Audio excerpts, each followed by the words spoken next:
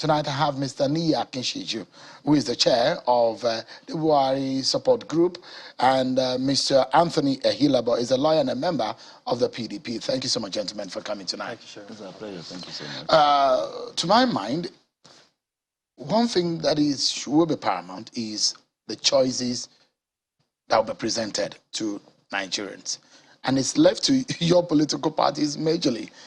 We are hearing about the third force. We are hearing about the alternatives, saying the PDP and APC has failed them, according to the third force and the alternatives. And I know for the APC, for example, the pressure will be on you because you are the one that wants to retain power. The PDP said they want to take you out of prominence. The big question is that on the issue of policy delivery, has your party done enough to be able to ask Nigerians yet again to say, trust us this third time to get your vote, and we promise you again that we will deliver? Well, thank you very much, Sheung. The truth of the matter is obvious. We came into government at a time of a downside of the economy. And more than that, we also had issues with insurgency. We had a flourishing insurgency in the Northeast. 27 states of the country were not able to pay salaries. In fact, some states could not pay up to 7 months' salaries, you know. We had a shortfall in our foreign reserve. Our foreign reserve was as low as $29 billion. And you can go on and on.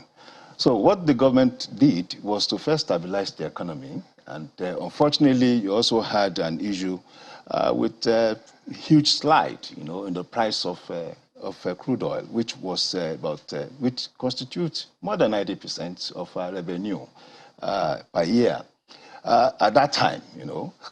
And again, you also had issues with high numbers of internally displaced persons. But so far, so good. We can thump our chests and say that we have done very well, given the circumstances. In 2016 alone, the money accrued from crude oil to the APC government was a mere $17 billion. And when you compare that to 2011, when the money accrued to the PDP government as stated as $68 billion, just from crude oil alone, you know. And then you now wonder what government, you know, would be able to manage that sum of little money. In 2018, only $32 billion accrued to the APC government from crude oil. In 2019, only $34 billion. And between 2010 and 2015, more than $300 billion accrued to the PDP government. So we are saying within the recesses of little, we were able to deliver so much. And Nigerians understand this? As at that time, Nigerians understand. Do Nigerians understand that? Very well. Very well. We keep communicating with the Nigerian people. Does the reality of what you're saying now obvious on the lives of an average Nigerian? Because that's going to be a big question. It's going to be a big question because for everything, Nigerians are not also stupid people because they also think within context. And what is the context? For instance, we are saying by 2015, the motorable roads in Nigeria was now up to 4,000 kilometers of roads. But now we are talking of more than 13,000 kilometers of roads. These are facts that can be verified and validated. Okay, because before I allow Anthony to come into the conversation, one thing that will be paramount on people's lips is the average people who vote, that the people will buy corn, and they will remember how much was this corn when we voted you into office, and how much does it cost now? Yeah. Inflation rate is high. We agree to that. But again, put the background to it. It's about correcting what had gone wrong. Is it a failure? It is not a failure.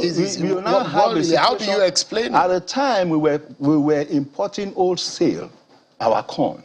We were importing wholesale our rice. But now we have turned that inward. We are producing more to satisfy. What's the economic explanation that when you were importing, it was cheaper, but when you are now producing locally, it's now more expensive? Initial cost. It's simple economies. Okay. Initial cost. Is that explainable to Nigerians? It is explainable. To the average person? It is explainable because the truth of the matter is it is not the person that sows the seed of of an oak tree that will usually sit under it. Because we have refused to prepare for the future over the last so many years, we come into troubles and get out of troubles, and we keep running to storms. So PDP, but what this government is doing, not an option based on and it's not a threat for your party. It couldn't have been, because if they had done what they are supposed to have done, we wouldn't have even come in 2015 in the first instance. And now what we have been doing since 2015 is to correct, legacy issues that they left to us. Let me allow Anthony to come in here. You heard what Mr. Akishiju. How do you explain that your party says he wants to come back, he wants to take APC out? But from what he explained, and he said Nigerians are not stupid. Based on the performance that they have given to Nigerians, does your party have a chance? When APC was coming in 2015, we described their promises as phantasmagoric promises that you could not lay your hand on. And we knew, if you listen to the words of President Goodluck Ebele Jonathan at the time, he warned Nigerians about what we were going to see. I was on channels, I was on almost every station with my brother, and I told Nigerians, these people are making promises they have no idea of how to keep, and they have no knowledge of governance. Here we are in 2022, and we are telling sorry tales. It is sad that my brother will sit down here and say Nigerians will know the truth. Nigerians that were buying rice at 8,000 naira in 2014 are buying rice today at 35,000 naira. How do you explain that? The economy hasn't improved. As of the time we handed over power to the APC, in a democratic manner, we gave them the second fastest growing economy in Africa. The second. Because we repurposed our GDP. Remember, we did that just before we handed over. Changed? Look, Nigeria is not even on that list anymore. If you take an average of what, as of the time we handed over, the dollar was 198 naira. Today, do you know what the dollar is? That's about 500 and something. That's almost 150% increase in the price of the dollar. And he tends to want to blame it on PDP government not doing. PDP grew the middle class. PDP introduced a lot of economic policies that were driving Nigeria towards becoming a great nation. In 1999, when we took over power, we took over from the military. Did you hear Obasanjo blaming the military or blaming previous government? When they came in, that was what they started on. Instead of Shehu, it took them 7 months to appoint ministers. Who does that? There is no sane and rational leader today that enters government. Even Biden, when he came in, less than a month into his government, he had formed this government because he needed to give people a sense that he had purpose and direction. But when you ask the president that this APC brought for us, 3 months into his government, he said he was looking for sense to appoint. And then he gave us the same characters 7 months later. Our economy had already tanked by that time. But Anthony, again, if you're saying this, some people, experts, will ask you the question that your party probably left a rent economy where monies are being shared. These are some of the allegations that are thrown up. Sharon, the data seems to not agree with you if you're talking about experts. Because we are talking about GDP people growth. Have raised. If you Sharon, the average, just a moment there, Anthony, if you have described the kind of economy that some experts said could not last after a new government came into office because of how terrible things have gone. And he has mentioned the issue of what the production and the revenue accrued to Nigeria from production of oil, what it was when PDP was in power and when the APC was in power. How do you explain? So if you take an average of the oil price, do you know what the oil price is today? Crude Brent is $90. So they don't have a problem with crude. The problem of this government was that in the first 6, 7 critical months of its tenure, it failed to take decisive decisions. The removal of fuel subsidy. At the time this president came in, he could have removed fuel subsidy. As of the time he came in. But instead, they were focusing on irrelevant issues. Shehu, I'll have you know that sequel to the misgovernance of this administration, do you know how long we kept asking them for an economic team? We kept telling them. And it sounded like we were just opposition that were just making noise that didn't know what they were saying. We kept telling them this country has not for a long time face this kind of issues that the government lacks direction. This is the only government in the history of Nigeria that has led the country into 2 successive recessions. 2 successive recessions. And, I mean, how do you do that? All right. So let me, before I allow Mr. Akinshiju to come back into the conversation, the question of the kind of economy you left, because when you're saying you left this, you left that, and what the APC said, they now discovered that the looters just dipped their hand in the till and just took monies that are meant for infrastructure, meant for military, and these are some of the issues that the APC came up with. Is there anything that they shouted about that they've not doubled? If you are talking about corruption, we have an SGF from this government that was cutting grass. It's in the realm of allegations. Has he been prosecuted till today? The case is in court, from what I understand. So, you know, diligent prosecution is another thing with this government.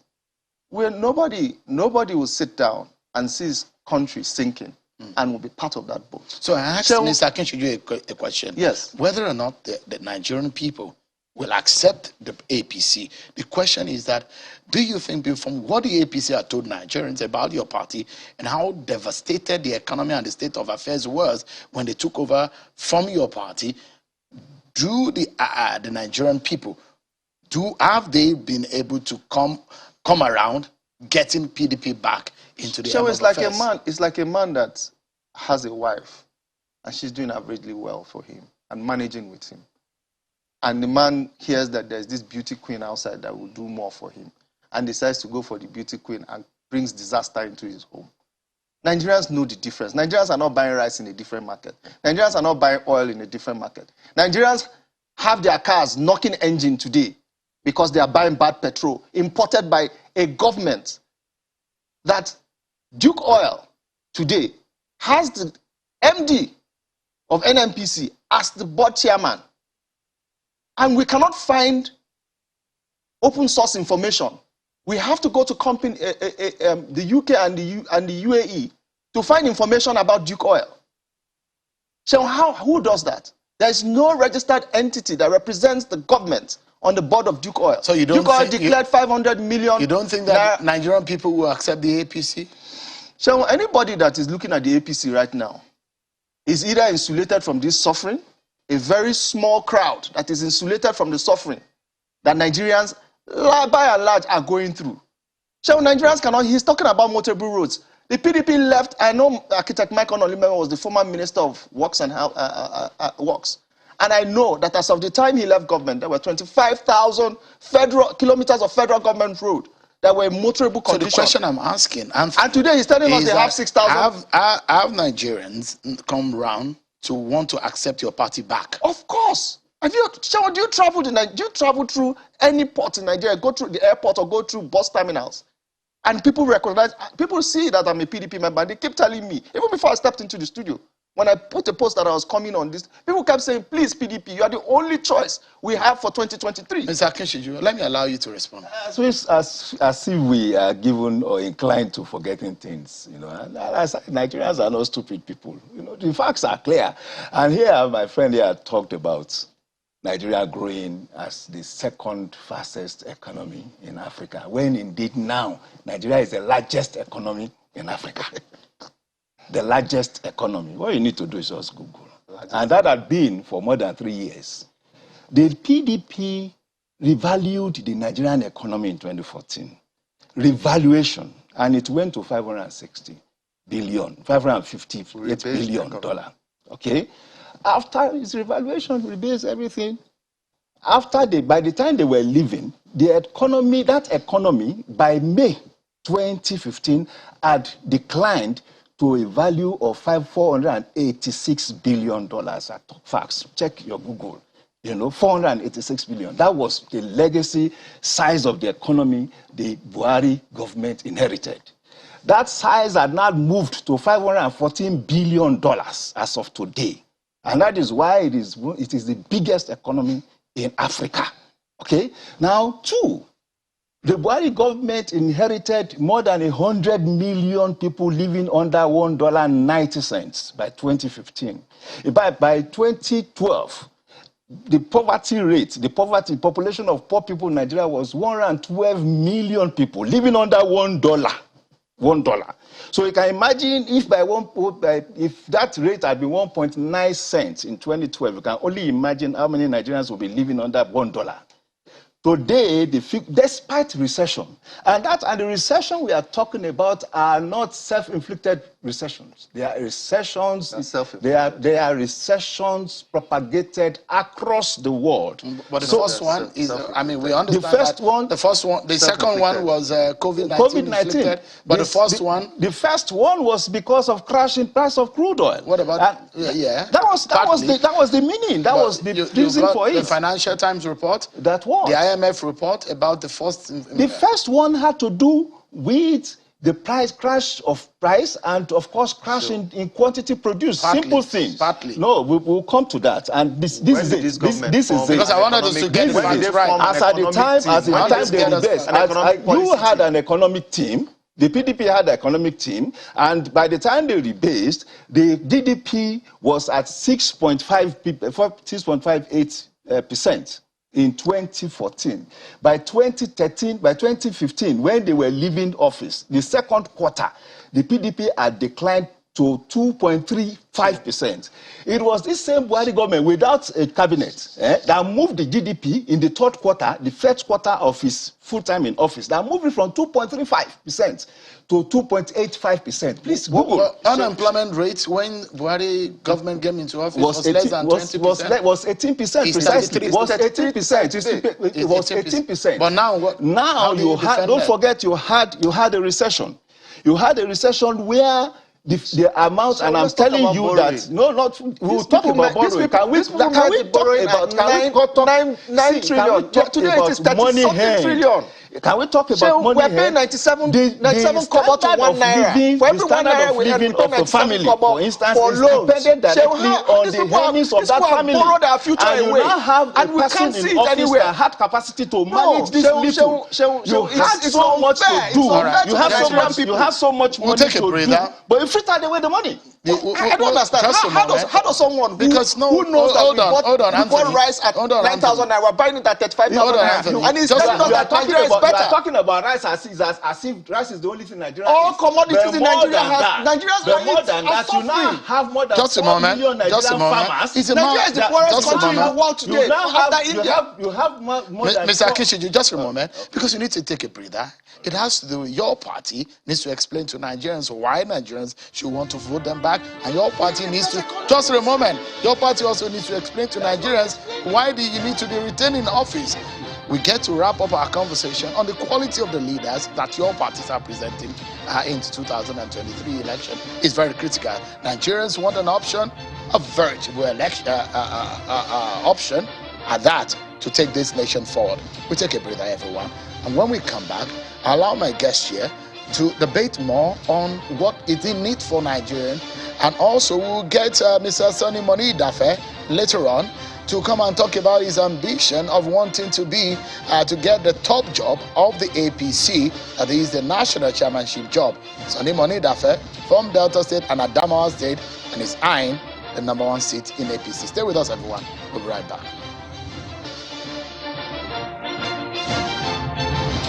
Thank you so much, everyone, for staying with us. The debate is that we have 2 big parties in Nigeria. We have several other political parties, about 40 of them or thereabout.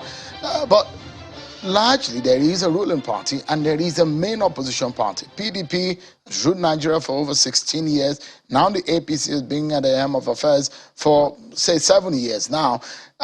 They're gunning for they're on the last lap, and they want to retain power. The PDP said that's not possible. Well, it's up to Nigerians to decide who they want in 2023, and that's why we're having this conversation. Niyi Akinshiju is the chair of the Buhari Support Organization, and Media Organization, and Anthony Ahilaba is a lawyer and a member of the PDP. Thank you so much, gentlemen, for coming. You were explaining to us about the issue of the economy and how we got here. I'll allow Anthony quickly to respond to some of the issues he raised.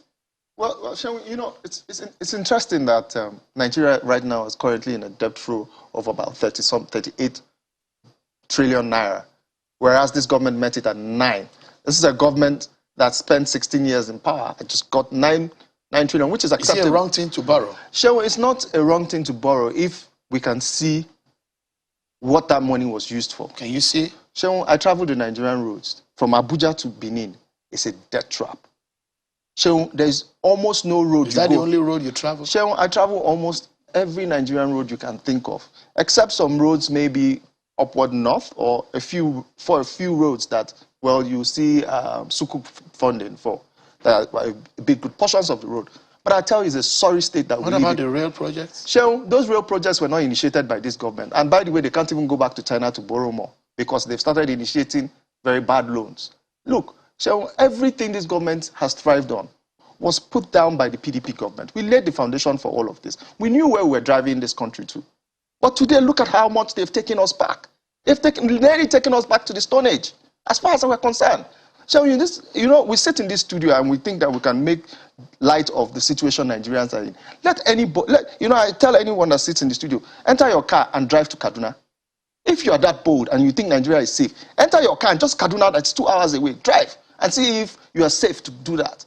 Look, this country needs to reassert itself. And the only people that have been shown capacity to lead this country is the party called PDP. Let me quickly, because we need to go into one more issue. I just had a friend, you know, traveled from Bauchi to Kaduna, to Abuja today. So that's by the way.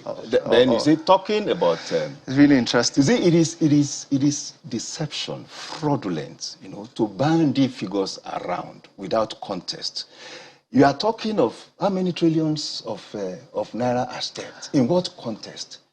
The simple fact that the government had been forced to devalue the naira will normally reflect on the dollar content, you know, of your debt. As at 2015, so the legacy debt inherited by the Buhari government from the PDP government was $63 billion. Mr. Akinshiju, it was 9 trillion. Just a moment, the debt servicing portion of our budget, is that healthy? I'm just telling you the foundation now. No, just a moment. But is it healthy? Of course, we're talking of more than 2 trillion, 3 trillion. It's not healthy, but the context of it is that today, in terms of dollar value, our debt, in terms of dollar value, is now up to $90 billion. But who had been responsible for the bulk of that dollar debt? This government. $63 billion. This government has borrowed close to PDP 28 trillion. 2015. Is it safe to ask Mr. Akinshiju that your party and your government has plunged this country into unfathomable debt? Just a moment, let me ask the question.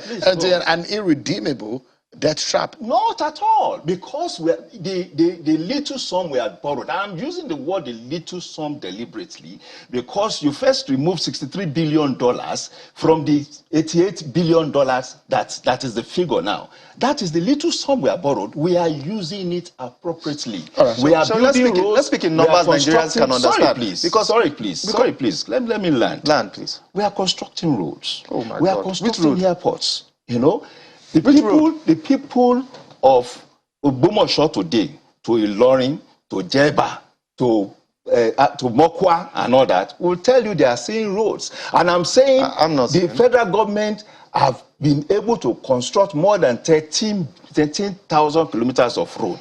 And more than that, there's creativity being applied now. You now have the tax credit scheme that allows corporate players to come into the scene, and they are doing Mr. more. Kishi, because we need to wrap up now, we have another agenda on the program tonight. So, in wrapping up, is the kind of characters or the kind of personalities your parties are bringing forward, whether or not these are the kind of persons that Nigeria can pick from. The question is, your party, for example, PDP, can Nigerians hope in getting a good leader from those lots? Shall we look at the kind of governors we parade in PDP? Look at the kind of people that, you know, we talked about debt. Don't forget that the PDP government was the one that led Nigeria to debt conciliation when we got the Paris Club refunds. He was talking about paying state. It's the Paris Club refunds that they're using to pay, that they used to pay salaries when they first came in. Shall you cannot take it away from the PDP. We parade and array of superstars. You want to talk of former President Atiku Abubakar, you want to talk about Peter Obi, you want to talk about Governor Wike, who is nicknamed Mr. Project. You want to talk about Governor Okowa, you want to talk about Governor Obaseki, you want to talk about Governor Makinde if we decide to go to the southwest.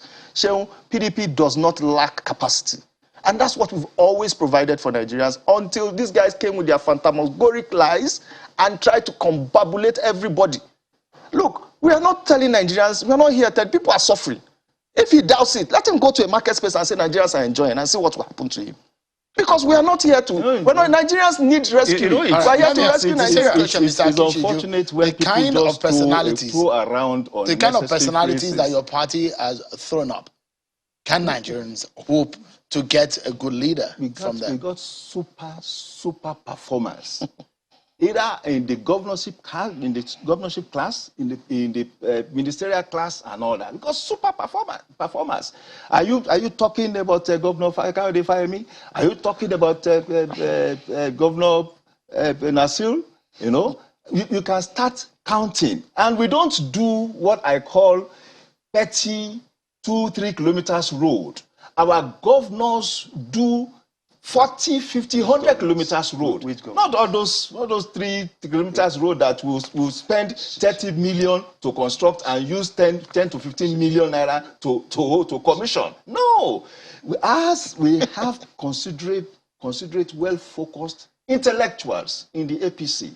And they are in each of the states they are operating, either as governors or even political players. In the video where Wike went to see Fayemi, where he was telling him that the road to his place, could not even do his road. And he's here talking about. He's calling that name. He's calling that name in public. The unfortunate thing is somebody that Wike went. It's a video. It's out there. It's out there. Wike told him that you cannot even do the road to your place. PDP propaganda people. We are not running propaganda. We are talking about what the PDP states now. Which state do you have? You cannot name one person. I named more than 6 people here. You couldn't even mention any name. The APC has nothing to offer Nigerians, and Nigerians will do well to feed them. We are only waiting for 2023 to give them that road. Look, we are talking about fuel contamination today. Who is the Minister of Petroleum? Ekiti State. Who is the Minister of Petroleum today? Come out to commend Governor Fayemi, for what the same Fayemi that Wike went to see. I told him that he could not do the road to his place. We need to. It was Fayemi that went to see Wike. Stop modeling issues, please. For all right, sake. We need to leave it at that because stop lying. The choice. Don't accuse me of being a liar. I'm not lying. I'm telling you facts. This video exists. I've given you facts. The people we know that are liars are APC now. We know them. We can tell the people that have been lying to Nigerians. Nigerians cannot see anything. You are saying that we have economy. Nigeria's economy has not done beyond 2% growth since you guys came in. 2% growth. You had 2.35%. The choice is 2.35. Oh, 3.5. PDP was giving you 6% GDP growth. You are talking about 2%. How can you be talking about that? We need to go now. We need to go now, gentlemen. Mr. Aniya Akinci, thank you so much for coming tonight. And Mr. Anthony Ahilaba, thank you so much, gentlemen. The choices will be up before Nigerian people. They will decide whether to take Nigerians know better now. Nigerians know better now. Take a break, everyone. And when we come back, our next guest will come. Stay with us. We'll be right back.